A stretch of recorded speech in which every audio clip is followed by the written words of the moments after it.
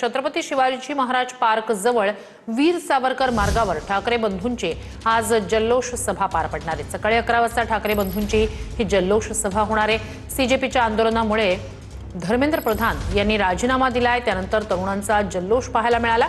तरुणांचं अभिनंदन करण्यासाठी ठाकरे बंधू यांची ही जल्लोष सभा असणार आहे। जेन झीनं सरकारच्या झिंजा उपटल्या। राज ठाकरे यांनी धर्मेंद्र प्रधान यांच्या राजीनाम्यानंतर ही प्रतिक्रिया दिली आहे।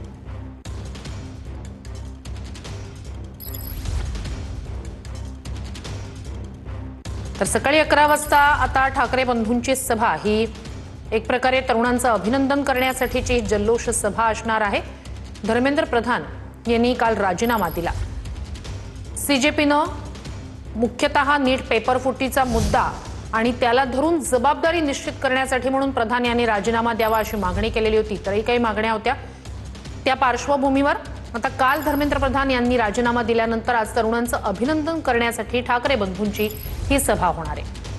गेल्या अनेक 12 वर्षांमध्ये पहिल्यांदा घडलं की मोदी यांच्या कॅबिनेटमधल्या एका मंत्र्याचा अशा पद्धतीने राजीनामा झाला आणि त्यासाठी इतका लाठीचार्ज ज्या तरुणाईला आहे तो सुद्धा त्या ठिकाणी सगळ्या विद्यार्थ्यांना, सगळ्या तरुणांना मनापासून अभिनंदन।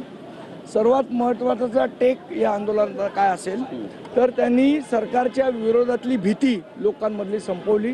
नाही हो, आपण 26 तास उपाशी राहू शकत नाही म्हणून 26 दिवस उपाशी राहिला, खरोखर मनापासून कौतुक।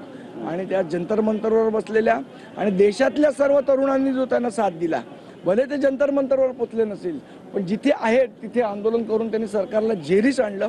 सकाळी 10 वाजता या ठिकाणी तरुणाई जी राज ठाकरे यांच्या घरासमोर सुद्धा आली होती, तुम्ही सुद्धा त्या दिवशी होतात त्या ठिकाणी आणि ताई सुद्धा त्या ठिकाणी पोहोचल्या आणि त्यांनी सुद्धा बाजू लावून धरली की एका देखील मुलाला जर गाडीमध्ये त्या ठिकाणी बसवलं, अमित ठाकरे सुद्धा होते तर आम्ही सुद्धा आतमध्ये जाऊ। नाही, ज्या पद्धतीने मुलांवर अत्याचार झाला, जंतर मंतरमध्ये लाठीचार्ज झाला, ठिकठिकाणी त्यांच्यावर FIR घेण्यात आले।